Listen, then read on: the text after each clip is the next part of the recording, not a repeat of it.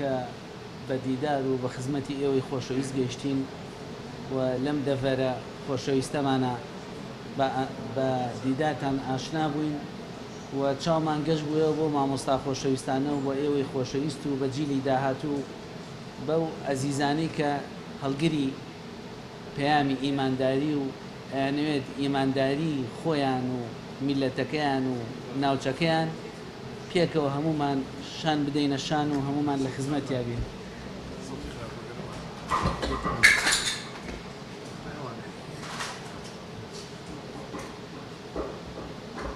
مامۆستایانی بەڕێز،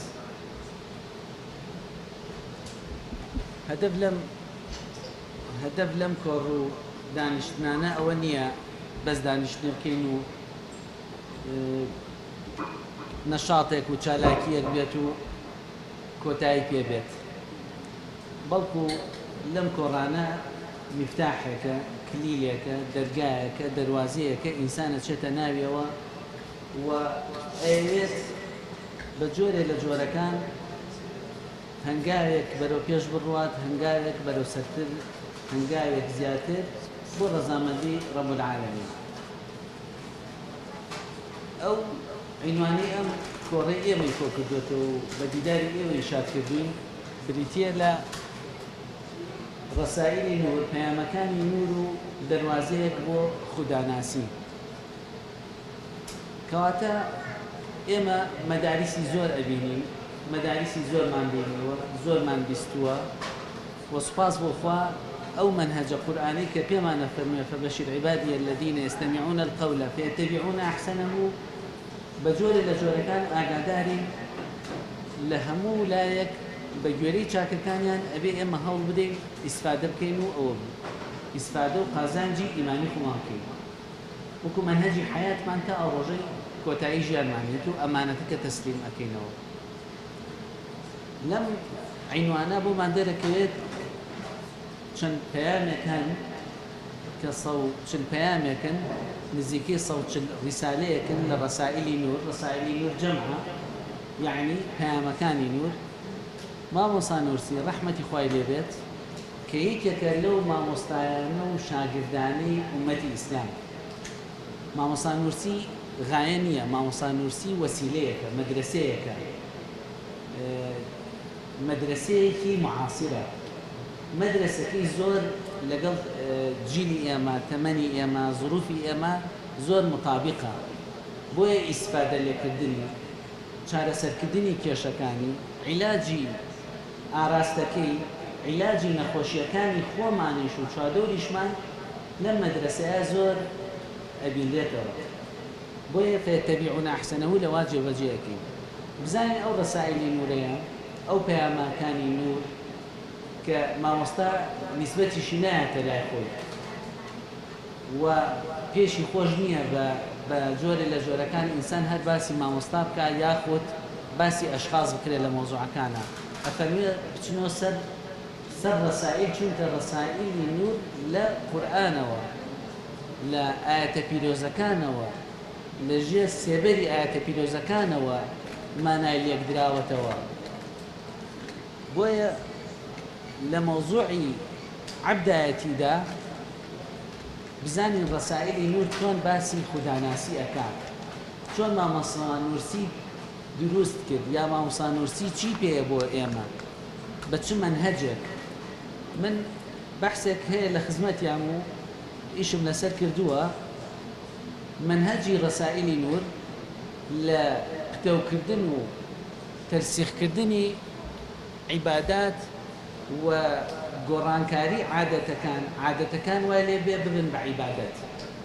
مشکلەی عالەمی ئیسلامی، مشکلەی تاکتاکی خۆمان ئەوەیە زۆر مەسائیلی دینداری هەیە، ئیسلامەتی هەیە، یا بۆ بە عرف و عادەتێکی عەشایری یان بۆ بە دابوونەری تێکە خوو پێوەگرتنێک. ڕەسائیلی نور، پەیامەکانی نور وا لە ئینسانەکە لە خوو دەرچێ ئینسان ئەو عادەتانە بکە بە عیبادەت. جا منهەجی ئەو ئیمامی نورسیە چۆنە؟ طبعا تربیە ئیسلامی وەکو معلوماتێکی عام، پەروەردەی ئیسلامی پەروەردەی ئیسلامی دەستخۆش پەروەردەی ئیسلامی لە عالەمی ئیسلامیە و حتا لە مەکتەبەکانە و حتا لە ماڵەکانمانە پەروەردەی ئیسلامی فەلسەفەیەک و تایبەتمەندیەک و ناوازەیەکی هەیە لە هیچ پەروەردەی ترا نییە هەمووشی لەناو ڕەسایلە ئەم خاڵانە هەیە پێنج مەبدە هەیە پێنج بنەمای ئەساسی هەیە لە پەروەردەی ئیسلامیە هەیە لە پەروەردەی ئیماندارانە هەیە لە هیچ وڵاتێک لە هیچ فەلسەفە و ئایدیایەکی ترا نییە یەکەم مەبدەیان عوبودیەتە ئێمەش کۆڕەکەمان لەسەر عەبدایەتیە عوبودیەت بەندایەتی بنەمای بەندایەتی بریتیە لەو بنەمایی کە مرۆڤەکان خۆیان دۆزنەوە لەگەڵ خالیقەکانە تۆ سێری هەموو دینەکانی ترکە هەموو میلەتانی ترکە هەموو ئاینەکانی ترکە ئیلا خالیقێک یا دروست ئەکەن یا ئەیتاشن لە جاهلیەتیشا و لە ئیساشا هەمووی پێویستی بەو خالیقە هەیە بەڵام یا خۆی تەحریفی تا کردووە لە فیترە لای داوە و گۆڕانکاری کردو و تەحریفی کردووە جا ئەو پەیوەندی کە لە نێوان ئینسان و خالیقدایە بە عوبودیەت منهج چییە لەو عوبودیەتە حقائقی ئەو عوبودیەتە چییە ئامانجەکان و مەقاصدی عوبودیەت عەبدایەتی چییە بەچی ئەوتێ عەبدایەتی ڕاست جۆرەکانی عەبدایەتی ئەمە لە فەلسەفەی ئاینی پیرۆزی ئیسلاما هەیە دووهەمیان ئینسان و کەون جا قسەکە لەوایە ئەم پێنج بنەمایە هەر پێنجیان هەموو مرۆڤێک ئیشی لەسەر کردووە هەموو مرۆڤێک تایە ئەژین حتا ئینکاریشی بکە ئەو پێنج بنەمایە ڕەنیاوەتەوەتیان ئەگەر موسڵمانیش نەبێ ئەم پێنج بنەماییتیان دووهەمیان ئایا ئێمە مرۆڤ لەگەڵ کەونە چ پەیوەندیەکمان هەیە مسلمان لەگەڵ کەونە ئەڵێ ئەم کەونە مسەخەر بۆ مەبدەئی تەسخیرە چۆن ئەم تەسخیرە تعریفی چییە ئەنواعی چییە چی بۆ مسەخەر بووە ئاەتەکانی قورئان چۆن باسی ئەکات چۆن مسەخەر بووە ئەم کەونە بۆ ئینسان مسلمان و ئێمە مناڵەکانمان کە پەروەردە ئەکەین یا کە پەروەردە کرانی ئەبێ لەم ڕوانگانەوە پەروەردەیان بکەین و ڕەسایلی نوێریش ئەم ئاراستانەیەتیان ڕەنگاوەتەوە مەبدەئی سێمیان بریتیە لەوەی عەلاقەی من و ئینسانەکانی تر تۆ یەکە مرۆڤی لەگەڵ مرۆڤی ترا با مسلمان بووی بەڵام خەڵکی تر هەیە مسلمانە هەیە مسلمان نییە هەیە بێدینە هەیە دوور لە دینە حتا هەیە شێتە مادەم مرۆڤە تۆ چ پەیوەندیەکی لەگەڵاکەی ئەمەش لە مەنهەجی قورئانە و لەناو ڕەسائیلە بە هەمان شێوە ئەم ئاراستەیە و ئەم بنەمایەش ئەبینینەوە جا بنەماکە چییە بنەمای عەدل و ئیحسانە بە دادپەروەری بە دادگەری بە عەدل و بە چاکێتی دوای دادگەریش کە ئیحسانی پێوتر لە ئیسلامە هەیە ئەو بنەمایە وجودی هەیە و پەروەردە بووی لەسەری و مامۆستا نورسیش تەلەبەکانی پەروەردە کردووە و ئومەتی ئیسلام ژەبێ لەسەر ئەوە پەروەردە بووە و لەسەر ئەوەش پەروەردە بووە چونکە مامۆستا نورسی و کوتمان یەکێکە شەنەهای ترمان هەیە لە عالەمی ئیسلامیە کە ئێمە جێی شانازیمان شەنەهای تر هەیە کە 1444 ساڵە ئەم ئاینی ئیسلامەیە خەڵک دروستەکان ئومەت دروستەکان هەر لە پێغەمبەرانەوە و ختامیان پێغەمبەری ئیسلامە پاشان هەرچی ئەولیا هەیە هەرچی عولەما هەیە هەرچی ساڵحین هەیە بۆیە مامۆستا نورسی یەکێ لەو مەبدەعانەی کە ئیشی لەسەرەکە ئەڵێ کاتێک کە تۆ نوێژەکەی کە تۆ خۆت بە موسڵمان نەزانی تەنها خۆت سێری خۆت مەکە بەڵکو ئەو نوێژە جەماعەکەی کە لە ڕیزە جەماعەتەکەتا هەیە ئەو کەسانەی لەو کاتا نوێژەکەن و ئەو لەو ڕۆژان نوێژ دەکەن و لەو حەفتا نوێژ دەکەن و لە پێشووتر نوێژیان کردووە تا حەزەتی پێغەمبەر عەلەیهی السەڵاتو وەسەلام هەمووی پێشەوەکان حەزەتی پێغەمبەر عەلەیهی السەڵاتو وەسەلام بۆیە کە ئەڵێ ئیاکە نەعبود و ئیاکە نەستەعین بزانە چی ئەڵێ و بەو بەندایەتیش بیکات و ئیمامەکەت پێغەمبەر عەلەیهی السەڵاتو وەسەلام جا ئەوەش بنەمایەکی ترە کە ئەبێ ئێمە پەروەردە بین لەسەری ئایا چۆن مامەڵەیەکی دروست تەندروست لەگەڵ ئینسانەکانی چوادەورە ئەکەین بە دۆست و دوژمنەوە بە هاوبیر و بە غێرە هاوبیرەوە بە هاومەدرسە و بە غێرە هاومەدرسەوە چۆن دادپەروەردین بەرامەریان لە کاتی خۆشی لە کاتی ناخۆشی لە کاتی ئیتیفاقا لە کاتی اختلافە بەو شێوازان. چوارە مەبدەئیان مەبدەئی ئیبتیلاءە. ئەمەیان چ کاتێکە؟ ئەو کاتەیە کە ئینسان کە خودی ئینسان لە ناو حیاتە لە ناو ژیانە هەموو کەسێکە ئەژی لە ناو حیاتە چۆن خۆی بدۆزێتەوە و چۆن لە حیاتێکدا لە ژیانەکەی تێبکە کە ڕۆحێکی لەبەرە. ئەوە تا خەڵکێک هەیە وا ئەزانێ هەر لە دایکبوونێکی و مردنێک خەڵکێکی وا هەیە لە ژیان تێدا بەس بژی و لەسەر شان و ملی خەڵکی بژی و بخواوە بەرز بکات. خەڵکێکی تر هەیە بە حەبەسی بە دەهری بە دەو جۆرانە بە حەبەسی ئەژین لە حیاتە. ئینسانی مسلمان کاتێک مناڵەکەی پەروەردە ئەکات کاتێک مناڵەکە پەروەردە ئەکات کاتێک لە مەکتەبەکە دەرزێ ئەڵێتەوە لە گەڕەکەکە وجودی ئەبێ بزانێت چۆن لەو ژیانە تێبگات وە چی پێ بگەێنێت چۆن خەڵک تێبگەێنێت. ئەوەش سڕێکی ترە لە ئەسراری قورئان و لە مەنهەجی پەروەردەی ئیسلام. و ئەگەر کەسانە کەم تەرخەم بن لە دینداریە ئێمەمانانە کەم تەرخەمیمان هەبێ لەم نقاطانە کەم تەرخەمی و مامۆستا نورسی ڕەحمەتی خوای لەوێ لەم نقاطانە ئیشی کردووە بەم مەنهەجە ئیشی کردووە بۆیە هەم خۆشی سەرکەوتوو بوو هەم ئومەتێکیشی دروست کرد. یعنی سبحان الله مامۆستا نورسی لە منتەهای نەبوونیە کەس نەڵێ من دەسەڵاتم نییە من بۆم نەلواوە با من شەهادەم هەبێت با ئەوە بێت. مامۆستا خوێنەوارەکەی خوێنەوار بووە و خوێنەوار بووە عالم بوو بەڵام دەسوخەتی سفر بووە. سبحان الله دەسوخەتی زۆر ناشرین بوو خۆی وەسفێکە. مامۆستا زۆر بێکەس بووە بە مناڵ و کەس و کار و بەمانە نەیمانەزیوە. مامۆستا خێزانی نەبووە. مامۆستا هەموو ژیانی لێکراوە بە سجن هەموو حیاتی متارەدە کراوە. ئێستا زۆرێک لە ئێمە الحەمدولله حوڕین عەزیزین هەموومان خوا بە زیادەت هەموومان بە عەزیزی ئەژین کەسمان ئەو نوقسانیانەمان نییە. بۆیە خوای گەورە هەر کەسێک بۆ عەبدایەتیە ئیش بکات بۆ مەنهەجە بڕوات ومن يتق الله يجعل له مخرجا ويرزقه من حيث لا يحتسب ومن يتوكل على الله فهو حسبه. بۆیە مامۆستا ڕەحمەتی خوای لێبێ لەو ژیانە زانی چۆن ئیسلام قورئانی پیرۆز چ مەنهەجێکی هەیە چۆن مەنهەجەکەی دیاری کردووە و چۆن لە ژیان تێبراوە چی بکات. جا ئەوەی کە مامۆستا زۆر ئیشی لەسەرەکات ئەفەرمێ دوو شت هەیە فەقر و عەجزە. زۆر فەقیری بوون ئەڵێ ئینسان بێوێ لە خوا نزیک بێتەوە لە مێژیە لە ئیشیە لە ڕۆژگاریە لە حەیاتیە دائیمەن لەم دوو نوقتا ئیش کات تا خۆی بە عاجزتر بزانێت زەلیلتر دەسەوسان زیاتر بزانێت بەرامبەر خوا بەس بەرامبەر خوا دەسەوسان زیاتر بێت بێدەسەڵات خۆی نیشاندا وجودی خۆی ببینێ بەرامبەر خوا و هەژاری و فەقیری خۆی بەرامبەر خوا ببینێتەوە خوای گەورە زیاتر هەم ڕەحمەت و هەم قودرەتی بۆ ئەجوورێت.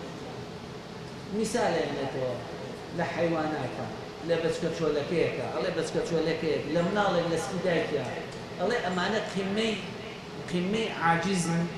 قیمەی زەلیلن قیمەی بێدەسەڵاتن بە هیچ شتێکی خۆیان نانازن. بۆیە خوای گەورە يجعل له مخرجا ويرزقه من حيث لا يحتسب. خۆشی واوە مامۆستا ڕەحمەتی خوای لێبێ. نقطەی پێنجەمیان بریتە لە بنەمای مەسئولیەت بەرپرسیارەتی. تۆی موسڵمان جیاوازی چێ لەگەڵ کەسێکی ترا کە هەز بە بەرپرسیارەتی ناکات. تۆ حکوومەت هەبێت نەبێت پۆلیس هەبێت نەبێت کامێرەی ڕەقابە هەبێت نەبێت کامێرەی چاودێری حتا دایرەی مەرور هەبێت نەبێت هەر شتێک هەبێت بینی خۆت و خوا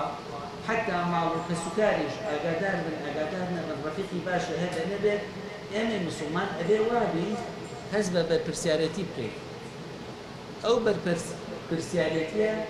پەیوەندی ئێمەیە لەگەڵ ئاخیرەتە. پەیوەندی مرۆڤ لەگەڵ ئاخیرەتە ئەو بەرپرسیارەتیە ئەو مەسئولیەتەیە. ئەزانی چۆن ماڵەکەت بەخێو بکەی، ئەزانی چی بکەی بەرامبەریان، چۆن عادل بی بەرامبەر خۆت، بەرامبەر دایک و باوکت، بەرامبەر کەسوکار، بەرامبەر دراوسێ. بۆیە ئەم پێنج بنەمایە ئەو هەوڵ بدەن لە قورئانی پیرۆزیشا و لە خلال ڕەسائلی نوێنیشا ئینسان بیدۆزێتەوە لە خزمەت ئاەتەکانە بزانێت چی مەطلوبە لە ئێمە. ئەو کاتەیە هەم پەروەردەیەکی باشە بوون و هەم ئینشاءالله لە داهاتووشە خەڵکانی تریش هەم پەروەردەبوونێکی باش ئەکرێن و هەم پەروەردەبوونێکی باشیش ئەکەین ئینشاءالله. مامۆسانی بەڕێز، حقیقەت ئەمە بەحسێکە ناکرێت لێرە هەمووی باسکەین و ئەوە بێتوانە بەشم ئینشاءالله ڕۆژان بەتەبع بکاو بە کوردیش بێت زیاتر بۆ خەڵکێکی تر. بەڵام کەلیمەی کاتێ لە عینوانە شتێک ئەوە فتێر ئینسان وردەکاری عینوانەکە لێی تێبگات، لەم عینوانە باسی عەبدایەتی تایە، باسی عوبودیەتی تایە، بەندایەتی. بزانین بەندایەتی لە قورئانە زیاد لە 274 جار جەدری عەبەدە، عەبد، عین و با و دال و مشتەقاتەکانی هاتووە کە ئەمەنە جار لە قورئانە هاتووە. دیارە ئەبێ ئەوەنە جار ئێمە ئاگاداری بین و بە هەموو اشتقاقاتەکانیش. و ئەم عوبودیەتە بە معنای چی بێت؟ یعنی دەرخستنی زەلیلی بەرامبەر خوای گەورە. زەلیلبوون بەرامبەر خوای گەورە وا لە ئینسانەکە زەلیل بێ بەرامبەر موسڵمانی ڕاستیش، عەزیزیش بێ بەرامبەر کەسانێکی خواروکێکیش. بۆیە تا ئینسان زەلیل بێت، تا ئینسان خۆی بەکەم بزانێت بەرامبەر خالق، ئەوەندە عیززەتی ئەبێت هەم خۆی ناکەوێتە غەڵەت، هەم نایە لە خەڵکێک بکەوێتە غەڵەت، هەم ڕەحمەتیش ئەبێ بۆ خەڵکانێکی چوارگەورە. وەکو ئەم ڕەحمەتەی کە ئەم نووسینگە لێرە هەیە، وەکو ئەو ڕەحمەتەی هەموو موسڵمانێکە بە چوارگەوری خۆیان ئەوێت ڕەحمەت بێ بۆ چوارگەوری خۆی، وەکو ئەو ڕەحمەتەی کە مەنهەجی پێغەمبەر عەلەیهی سەڵات وەسەلام وما ئەرسەلناکە ئیلا ڕەحمەتەن للعالەمین. جا دوو جۆر عیبادەتمان هەیە. عیبادەتێکمان هەیە عیبادەتە بە تەسخیر، يعني خوا تسخير كردو، خوا الإنسان لكونه أو كوني مسخر كردو أو خوي عبادتي خويته. وإيشي ما مصان نرسي رحمة خوي لده، لا بحر كان، لا قلا كان، لا درحت كان، لا ورقي، لا قلاي دار كان، بس أوعك. تفكرك لم كونا، هل كنت تفكرك أو تدبرك على القرآن، إيشي أو مسخر بندي عليك. يعني دوري پیغمبران باسكه، مقاصد پیغمبران، دوري ناردني إرسال پیغمبران، إنزال القرآن، دابزين القرآن، باشان كاوشاكا كان، باشان باسي أواك أم كونا أو خورا أو مانجا أو زويا همو كون مسخر بونكان أي سلمينة شون عبادتك. دوهم عبادتي شان بديتي له عبادتك بتخييره، باختيار الإنسان خوي كخواي قولت دعوي لي أكاد أمان بأرزو من دانين، أمان فاداشتي لسرع، أمان بلا برزيو مقام برزيو فنابخوا أزدا بزينو فاداشتو عقابي لسرع. هل لقرآن ولا شريعة الإسلام ما تشارجها العبد باسي هي عبد كان أو عبدك لشريعتها باسي هيك كريمة فروشني بس لو الجاهلية آيات القرآن فرمي ضرب الله مثلا عبدا مملوكا لا يقدر على شيء. كواتا مجولك لجولتاني عبد كقرآن باسي كله وإسلام عتوبوين أو عبدايتين نك أو عبدايتين حتى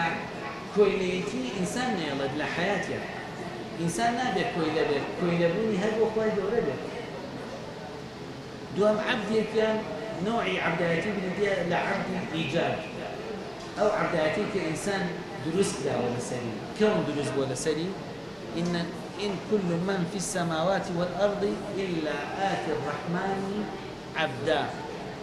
أما جوري دوام يعني جوري سيهم يعني بندايتي كك بندا مخلص راس وكان وزكانا وعباد الرحمن الذين يمشون على الأرض هونا. كأما ما مصانورسي وچندهاي تبي پروردگاری آینی پیروزی اسلام لو لو عباد الرحمن أبينين وأبي درزان لودرين واستفادين لبكينهم أو حياتي أوان أو آثاري أوان أو بياماني أوان ديكن أو بياماني كلا حياة مانا إشي لسركي شكرا كوتاية ما وصل نرسي حرب عالمية كميلين باشان روخاني دولة خلافة الإسلامية بيني باشان جورتين ظلم زور كلا لمسلمانان باشان بلام نروخان چونك عبادة في حالزم وإيمي مسلمانيش أبي دائما لجوابي لعمل عليه شارميان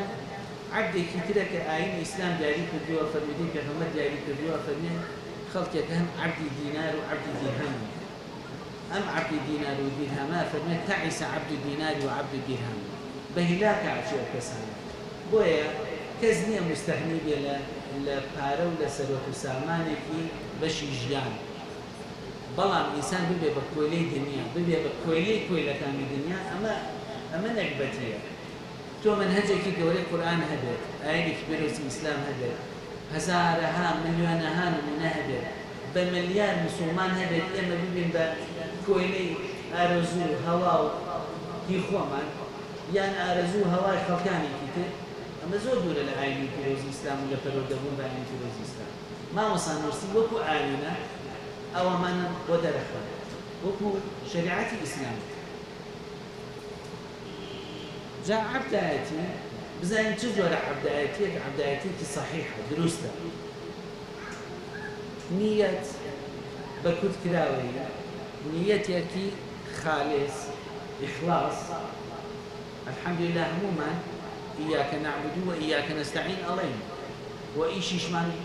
لسد كردو إيشي أبي لسد برابر خواهي قولا بلان بزانين بيوريكي أساسي زور بكورتي چي أبو عبدايتي في دروست يكم نيتي في خالص دوهم كردوية في صالح جولية كردوية وتلك مزوريكي بقدر توانا إنسان خوي مهم في الله خوينا مهم بزاني چي بي أبو قبركي أو خلق زانيان چی أم پیدا کردی. پاشان آثار برهمی في إيجابي. زور کس هن برهمیانه جدستیانه. بلام جاریه جدسته که پناه بقى جدسته کی خرافه، سلبیه، نکبتیه، سرشوریه. بلام جدسته باشکان برهم چاککان أو جدسته أو برهم. أما بيوتري عبادتي في دروست. چونك إما أزانين مطلوبة لما خواهي قولا فرميتي وما خلقت الجن والإنس إلا ليعبدون وما خلقت الجن والإنس إلا ليعبدون يعني مروفا كان إنسان كان جن كان بو أودرس كلامون كعبدايتي كان إذا ما دام هل عبدايتي مطلوبة لما وهل أليبك والسواب عقاد مشي لسلا والشانازي دين ودين أشمانا والسلبرزي دين ودين أشمانا أبي بزانين چه عبدايتية شكا أو عبدايتية بريتينية اللي نيوش كدنيا بتنها ورجو كدنيا بتنها أو أنا أو عبدايتية خاصا بمعنى خاصتي عبدايتي دو معنى هي معناه كان عبادتي في خاص أو عبادتي كاللي نيوجو رجو زكاة وحجة إنسان إبنيته لأذكار كان إبنيته أو عبادته تاجتية خاصة كوجوباتها واجباتها لمندوباتها حتى لمباحاتها كإنسان بنيته كباجبك أي بنيته بلام عبادة عامة كان أويك لحياتها لو بينش مبادئ بكار هنانا لو پروردبون بعين إسلاما بزاني شون بكارين أو كاكو اكتشافك علمي بكي تسخيري أرز كردو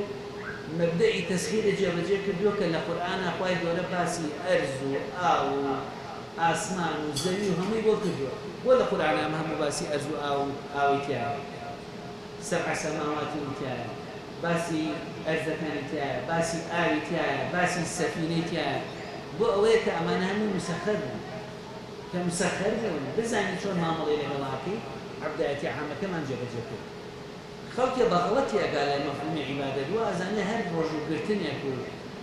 چونا ناو مزگوتك أما يكسانا بعبادة أول شيء بيناكره عكسي شبه لقو حياتها أو كاتا تحمل لك صالح مانجك مدير هەر ئەچێتە مزگەوت و پاشان دێ تواز ئێنە نە تێگەیشتن لە مەفهومەکان لە حەیات لە ئینسانی خۆی و چواردەوری لەوانە ئەو کاتە معنە عامە عیبادەتەکەی تێ ئەگات کە وما خلقت الجن والإنس إلا ليعبدوني شي تحقيق كرد شو خواه قول الآية كتير فرميها قل إن صلاتي ونسكي ومحياي محياي يعني وجودا لو كاتك إنسان تكليف ليك سر تا أو كاتي ومماتي تا أو كاتي أروات أمري وبرهمكاني أبي بصدقي جارية لله رب العالمين هموي وقف مدرسەی نور ڕسائلی نور یەکێ لە شتە جوانەکانیان کە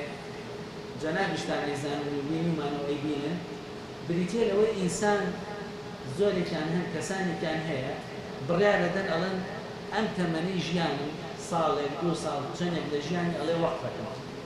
ئەچێتە مەدرسەیەکەوە ئەچێتە شارێکەوە من لە وڵاتی هیندستان زۆر لە مامۆساکان مامۆسایانی بەڕێزم لە وڵاتەکانە یەک بێت ئەیانبینی شخصێکە گەنجێکە لەو تورکیا خۆشەی کە لێرە خەڵک خواخوایەتی پارەیەکی هەبێ و ئەوەیەکی هەبێ ئەچێ بۆ ئێوە نازانێت چۆن ئەڕات و چۆنیێتەوە بە کۆڵێنێک بۆتیەوە نەبێت لەو تورکیا خۆشیانەوە لەو شوێنە خۆشانیانەوە ئەچێن بۆ وڵاتە دوورەکان بۆ ئەفریقا بۆ هیندستان بۆ هەموو وڵاتەکان خۆیان وەقفەکەن بۆ ئەوەی ئەم بەرهەمانە ئەم بەرهەمە ئیمانیانە پێشکەشی خەڵکی چکە مەدرسەی نور شعارەکەی ئەوەیە ئینقاذی ئیمان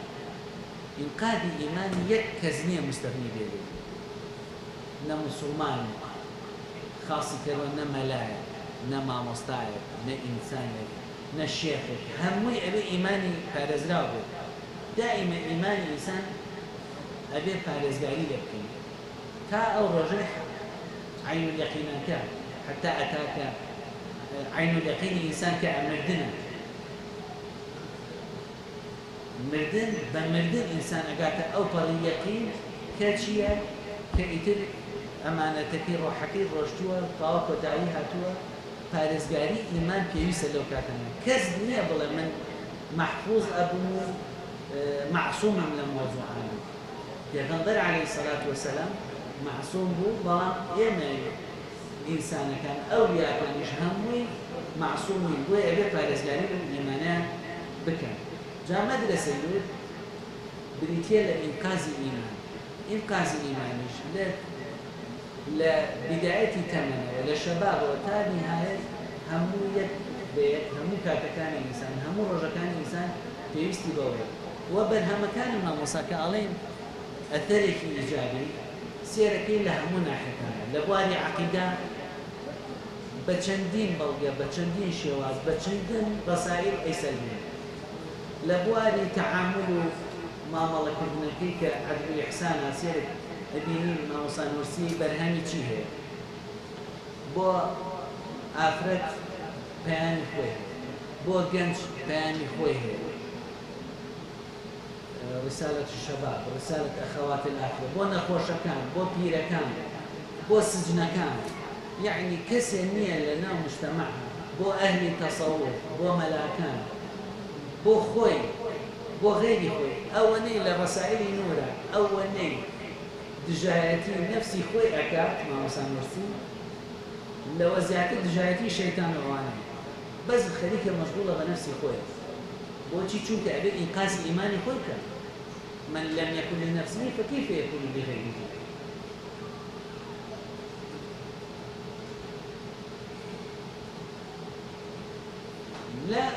لا إخلاصها لا عمل وقل اعملوا فسيرى الله عملكم هم أمانة إيش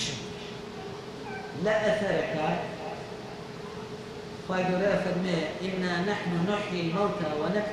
ونكتب ما قدموا وآثارهم يعني فايدورا أن إشتاني ما أنسيت أو آثاراني بجيء لي أو هالسطوتي إيكي هي هالسين سيلة سلكي ما مصلحاتوا أم بم جورانا بيا مكاني خوي جاندوا وأيوة مش إنقاذ إيماني خو ممكن وإنقاذ إيماني شو هدول خوش ممكن ولو رجشوا شندين رسائلي هم وقوتمان صوت رسالة هي لكلماتها وتكان لمكتوباتها سيوسي لكلماتها سيوسي لمكتوباتها سيوسي لشعاعاتها باشان لمعات بهمان شوى مجموعة رسالته وأديني صوت رسالة يعني لكبيرة وصغيرة مشاكل كان المجتمع وكمالدا إشي لسر كدور أو تالا لمعاتها موضوع اقتصاد كزول اللي خلقي أنا لنا بسرت زول اللي خلقي داري بيدادي تبسره هي بفقيري هي بدولمانية لفقيريتان ليه قوميت نازنة شون ما ملكان لدولمانية كان توشي غروج أبيت فيعني في هي لما نهجي إسلام ولما منطلق القرآن شو الإنسان اقتصاد بكاد لا حياته فاشان إخلاص هم ما بس إسلامتي كينو خدمته ودعوته خواناسي وقيامته أمانة بلان بيامي في هي أيال سني محك شون أعطون أدري زرقركان أعطون أدري أعطون لا أقول خلص كير منك بيامي في هي ما وصلوسي بيامي إخلاص وبرايتي جوان إنسان ما هي دي دركة أمي شيء كم چنی لە پێناوی خوایە و چەنی لە پێناوی خۆمایە و چەنی لە پێناوی مەدرسەکەمایە و حیزبەکایە و میلەتەکایە و چەنی بۆ بە بەدینی یەکتری ئایا میلەتەکەم کردووە بە خزمەتکاری دینەکەم خۆمم کردووە بە خزمەتکاری دینەکەم یان دینەکە ئەکەم بە خزمەتکاری خۆم و حیزب و میلەت و نەتەوە و ئەمانە باشە لەو پەیامە پەیامی ئیخلاس و برایەتی کە ئینسان خوي أبينته مخلصين جناسه إن شاء الله بابا أهل إخلاص يشدوا بابتنا نقطة كتيريان هامي حشرة نقطة كتيريان هامي باشان نخوش كان زور من هي بس دورة نخوش من هي يا خو من نخوش كمين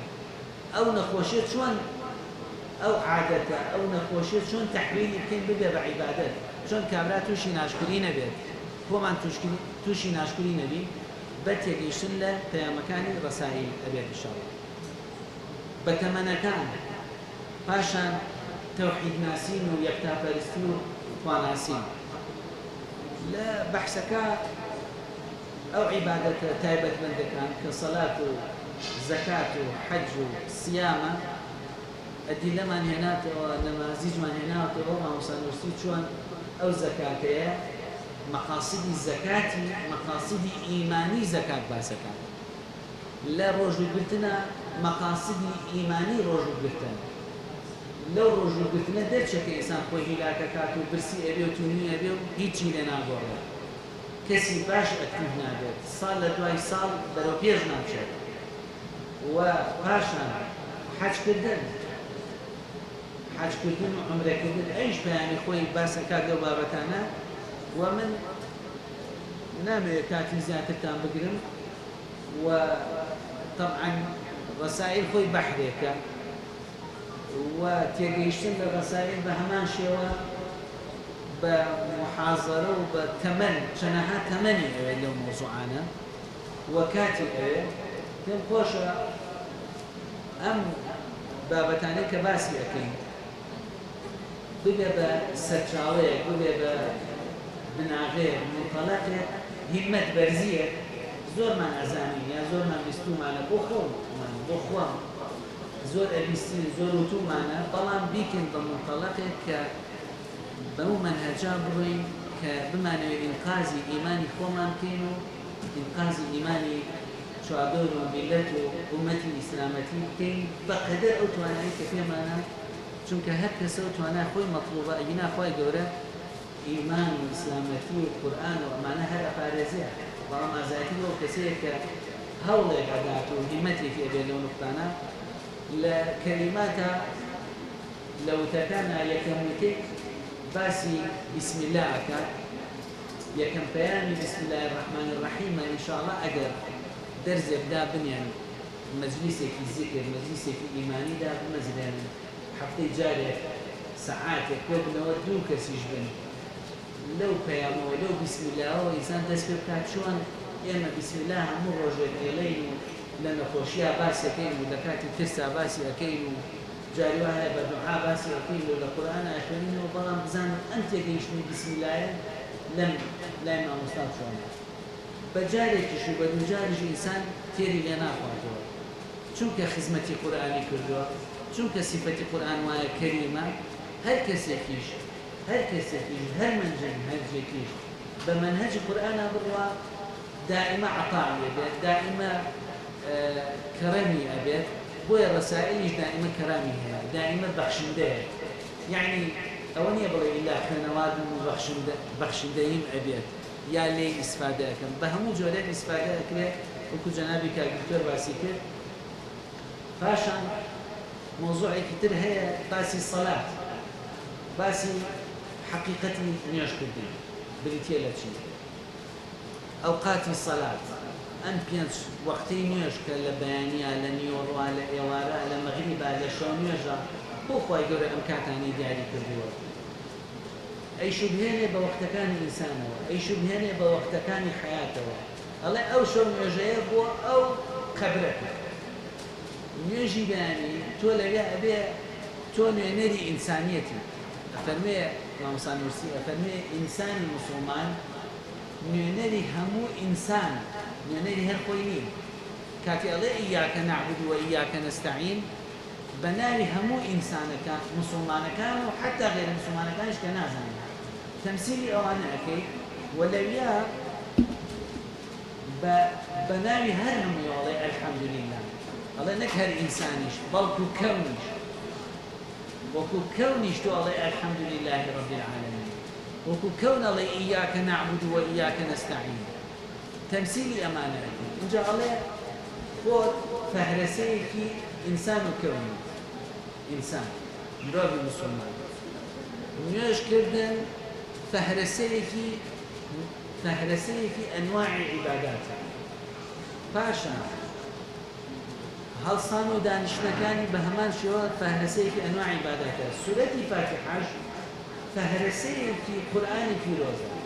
الله أمانة كأن يجاك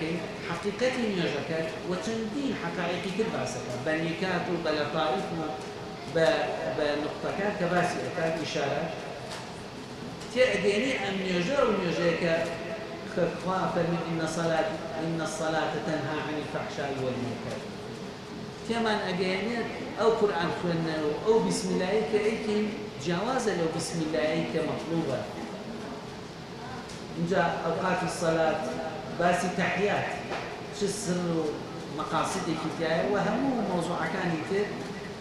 وهمو حتى ناسين القرآن تعريفاتك هي بالقرآن زور جوازة زور تايبت مندا زور تكميلية بو تعريفات علماء يتر كأفرمي أنا هندسيك بو خوناسين هندسيك كون ناسينا خريطيك بو دنيا وآخرة كيجيشتن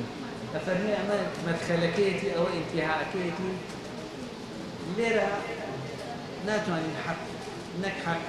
توزي حق يجبا هم رسائل بدين هم بمحاضرة بدين بلان يبدأ وام هي بو استمراريتي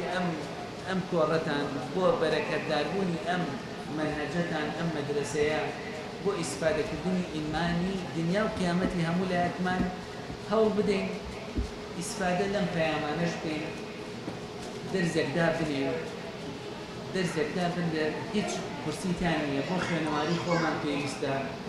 بو قيامت من بيستا بو خوناسين ورانا كردن لمسؤولية بيستا والحمد لله دولش لهمو أجري في ناحقي خلقانك بناحقي